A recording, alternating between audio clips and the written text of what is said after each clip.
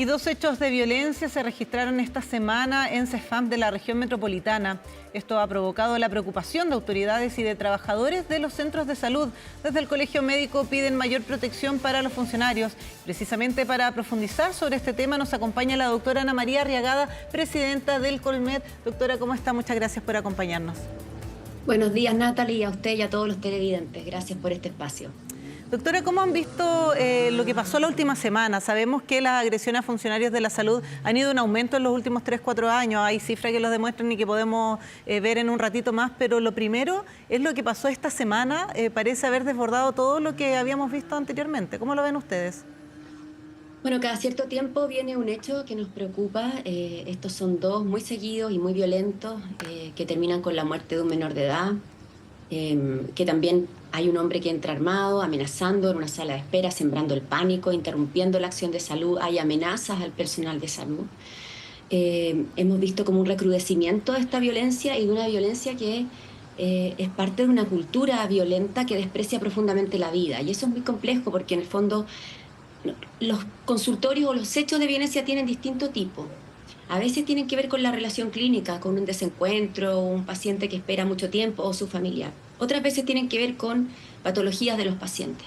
Pero esta violencia externa es una violencia un poco distinta, porque en el fondo habla de un desprecio por la vida. Y con esa violencia tú no puedes lidiar, o por lo menos nosotros como salud tenemos un espacio absolutamente limitado para lidiar con este tipo de hechos violentos y lo que necesitamos es protección.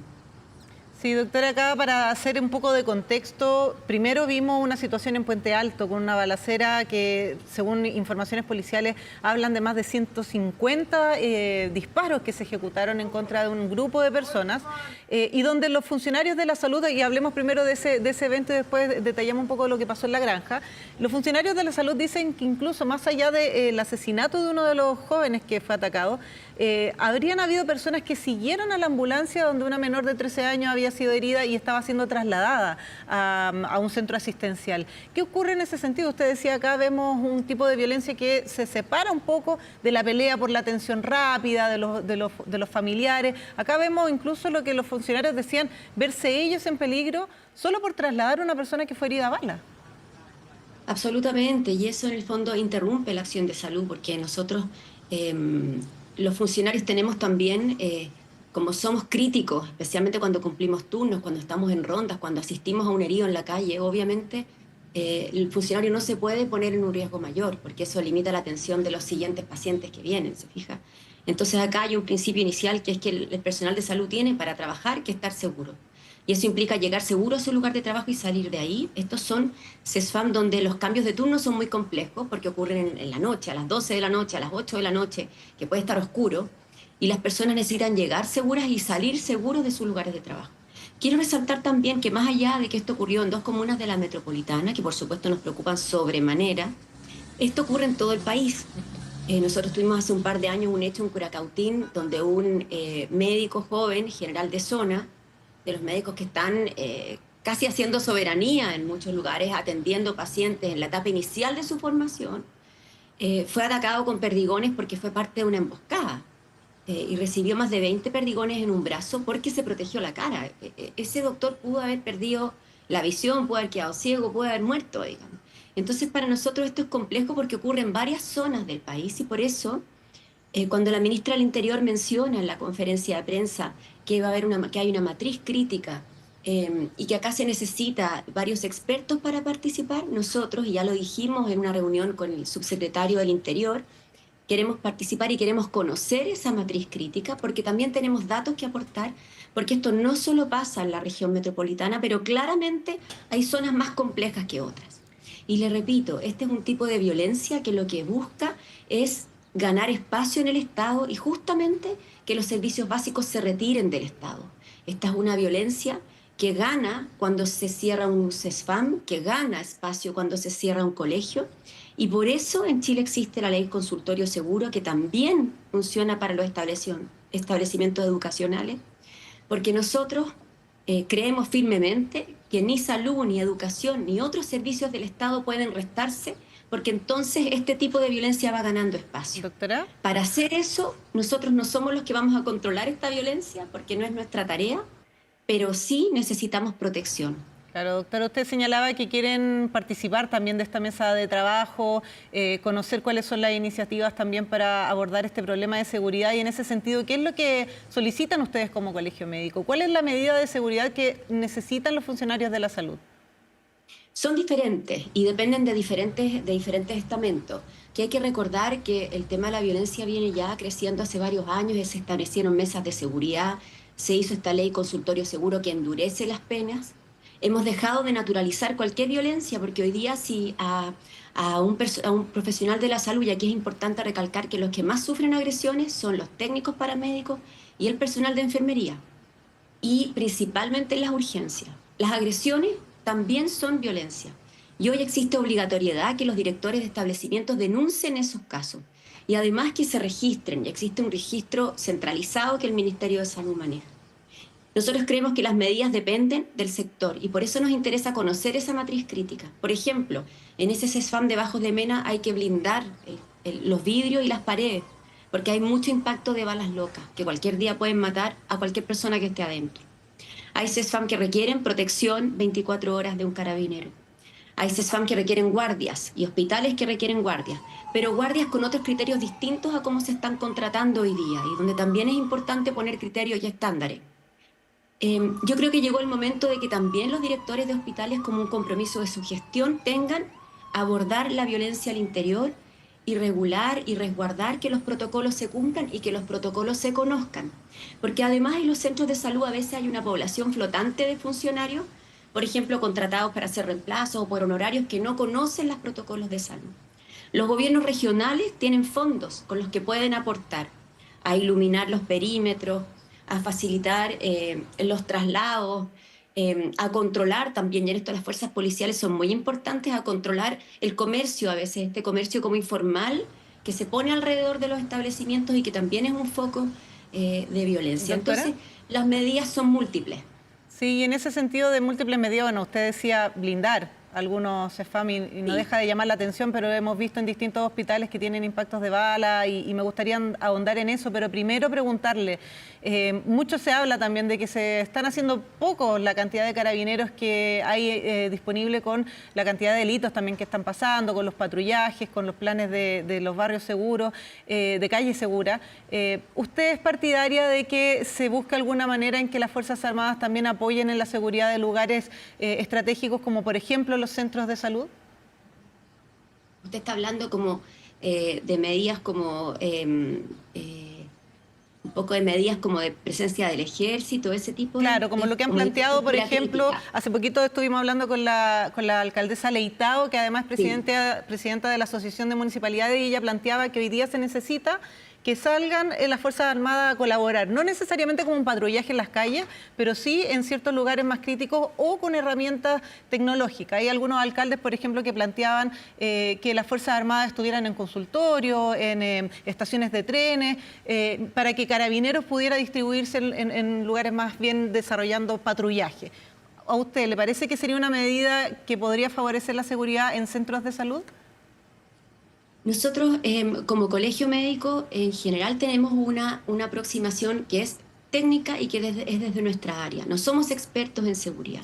Si aquí hay una discusión país que va a plantear una ley de infraestructura crítica, que cuando uno lee más de esto, pasa por también reglas adecuadas del uso de la fuerza.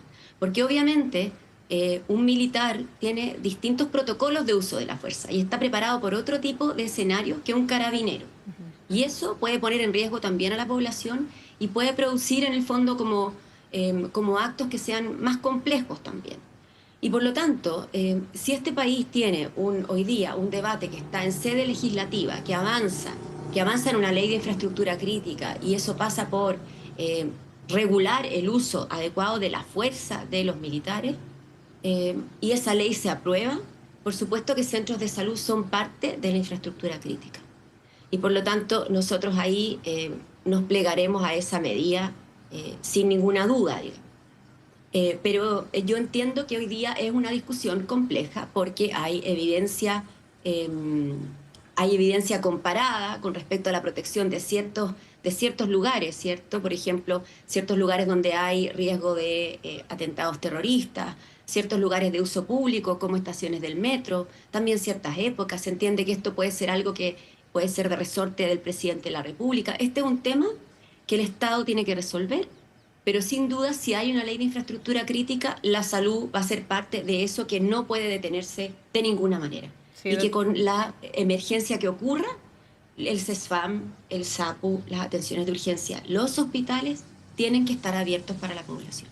sí, doctora. Y bueno, el tema de la seguridad se concentra en distintas áreas. Ya estábamos hablando de lo que pasaba con los centros de salud, los CEFAM, los hospitales, pero también estamos viendo la violencia a la que se enfrentan funcionarios de la salud en terreno, cuando van a atender una emergencia. Lo veíamos en este caso de Bajos de Mena, donde los funcionarios decían que siguieron la ambulancia para intentar evitar que se le entregara asistencia a esta niña, esta menor de 13 años, con impactos de bala. Y hace poco tiempo, hace algunos meses, yo recuerdo, hicimos una nota acá en 24 horas sobre cascos y chalecos blindados que estaban utilizando los paramédicos en Alto Hospicio, por ejemplo, que habían sido implementados con estas medidas de seguridad, producto de que se habían visto también al atender a pacientes en fuego cruzado.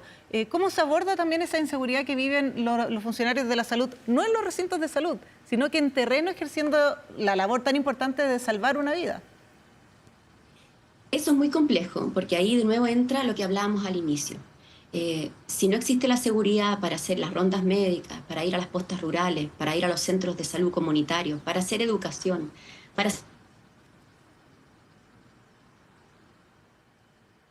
estamos en contacto con la doctora Ana María Arriagada, presidenta del Colegio Médico, a través de Zoom. Ahí tuvimos una pequeña interrupción en la conexión, pero estamos abordando justamente esta crisis de seguridad que llega a un punto bastante alto esta semana con estas dos situaciones que estábamos revisando. El ataque en Bajos de Mena y también lo ocurrido en el consultorio de La Granja, donde entra una persona con un arma, aparentemente, como decían, y acá abro comillas, a rematar a una persona que estaba ahí. Pero estábamos abordando lo que pasa en terreno, doctora, ya retomamos el contacto, cuando los paramédicos van a atender alguna situación de riesgo y se ven enfrentados también a balaceras o amenazas en terreno. Bueno, la actividad en terreno es muy importante para un hospital y también para los CESFAM, porque gran parte de las atenciones que hacen son de educación, de control de los pacientes en domicilio. La hospitalización domiciliaria es una de las herramientas más importantes que tiene la salud, porque acerca la salud a las personas, porque la brinda en las casas. Cuando eso no es posible, también se afecta gravemente la disposición de la salud y el derecho a la salud de las personas. Y existen situaciones dramáticas como en Alto Hospicio, donde finalmente hay como lugares enteros, campamentos, en fin, donde la salud no puede llegar. Y por eso es tan importante brindar la protección necesaria. Y eso pasa por autos que tengan blindaje especial, por protección del personal, mientras se resuelve esta forma, de nuevo, de violencia que es tremendamente compleja. Yo creo que acá hace falta quizás escuchar ese llamado que hizo Monseñor Chomalí en el Te Deum, que fue ampliamente aceptado por todos los sectores de la población y todas las autoridades, que es un gran acuerdo para enfrentar este tipo de violencia. Una violencia que no es delincuencia simplemente, sino que es una violencia que realmente desprecia la vida y para la cual no existen medidas desde salud que no sean protegernos mientras el Estado, independiente de los gobiernos, puede controlarla, con inteligencia, de la manera que sea. Porque lo que no puede pasar es que el Estado se retraiga y esta violencia avance. Doctora. Y uno de esos espacios son los espacios de atención a los pacientes en sus domicilios. No, claro, o sea, si no puede ir un servicio de emergencia a prestar ayuda, estamos hablando de que son miles de vidas que pueden correr riesgo y que no van a tener la atención de salud. ¿Ustedes como colegio médico, doctora, han tenido la posibilidad de hacer este levantamiento, estos datos que usted dice que ustedes manejan en más específico con el gobierno? ¿Se han podido reunir? ¿Lo han escuchado en ese sentido? Nosotros hemos participado de las mesas de seguridad, son mesas que participan a nivel de los servicios de salud, tienen un funcionamiento irregular, no todas funcionan tan regularmente ni tan bien, pero sí tenemos algunas experiencias virtuosas. También hay experiencias buenas que han tenido sobre todo la atención primaria en la región metropolitana con el gobierno regional. Existen proyectos, han habido mejoras. Hoy día hay servicios de urgencia que tienen controles de acceso, donde hay botones de pánico. Es importante señalar que cuando esos botones de pánico e incluso el diseño de los box de atención tiene que participar personal de la salud, porque obviamente hay que resguardar, pero también hay que brindar una atención que sea como posible y pertinente. Hay que poner a veces en resguardo al personal que está especialmente recibiendo a los pacientes al ingreso de un servicio de urgencia. Eh, Nosotros sí tenemos una reunión pendiente porque tuvimos una reunión con el subsecretario Monsalve y en esa reunión se nos ofreció participar justamente de esta matriz crítica y para eso el subsecretario puso a su disposición a las personas que manejan el tema de seguridad en su oficina, en su cartera, también a las policías, investigaciones y carabineros. Y esa segunda reunión está pendiente, pero nosotros hemos insistido en la importancia de ser integrado y que si hay una matriz crítica, salud tiene que aportar los datos y las experiencias locales que tenemos y también las falencias. Porque para la autoridad de pronto es difícil ver lo que pasa en terreno. Y lo que pasa en terreno somos nosotros, los profesionales de salud, los que lo conocemos bien. Y acá en este sentido, doctora, el alcalde Codina, por ejemplo, decía que la autoridad debería ir a terreno, estar en estos lugares, vivir, ver cómo se vive el tema de la seguridad, por ejemplo, es algo que plantean muchos en los consultorios. Se debería hacer ese trabajo, estar más en terreno, principalmente en esta problemática que estamos viendo lo que está pasando acá en los centros primarios de salud. La autoridad, por supuesto, tiene como una manera limitada de estar en terreno, se entiende eso, ¿cierto? Tienen tantas labores, en fin, y su acción muchas veces está lejos del terreno. Nosotros, a través de estas mesas de seguridad, somos capaces de acercar el terreno a la autoridad. Y esa es la verdadera manera de ejercer el poder, un poder que tiene que estar cercano a la gente. Y la cercanía a la gente la tienen las municipalidades, la cercanía a la gente la tienen los directores de salud, de los municipios, de los hospitales y los gremios. Entonces es importante por eso generar esos espacios y que esos espacios funcionen, que tengan seguimiento y que tengan una real como impacto y que los estándares, que pueden ser estándares consensuados, vayan mejorando o no. Cuando no lo hagan, habrá que cambiar las estrategias. Nosotros como salud es importante que agreguemos nuestros datos, nuestra experiencia, porque obviamente los cambios que se hacen en un consultorio, qué puerta se cierra o no, dónde se pone el botón de pánico, a qué hora se pone el mayor contingente policial, dependen mucho del funcionamiento que tenemos a la interna y de los datos que nosotros tengamos. Lo fundamental es proteger a la población y lo fundamental es que el Estado no se retraiga de ningún lugar. Ningún lugar puede quedar sin presencia del Estado. Doctora, esto tiene otra consecuencia que quizás no estamos abordando, porque estamos hablando de la seguridad, de lo que pasa, de la amenaza de los funcionarios de la salud, pero ¿tiene esto algún impacto en la dotación de los funcionarios de la salud en estos puntos? Me refiero a licencias médicas, a estrés laboral. ¿Cómo lo afecta esto a los funcionarios, que también pueda repercutir no solo en su salud, sino en la atención que puede dar ese servicio si cuenta con menos profesionales disponibles? Bueno, los protocolos tienen eso de importante. Primero que el protocolo obliga a no normalizar ningún tipo de agresión, tanto si es una amenaza como si es una agresión física o una balacera. Eso inmediatamente debe obligar al jefe de ese turno y al director de ese hospital a denunciarlo y ese funcionario tiene que ser atendido por la unidad de recursos humanos específica y se lo manda a la mutual o al lugar donde se maneja, en el fondo, la salud ocupacional.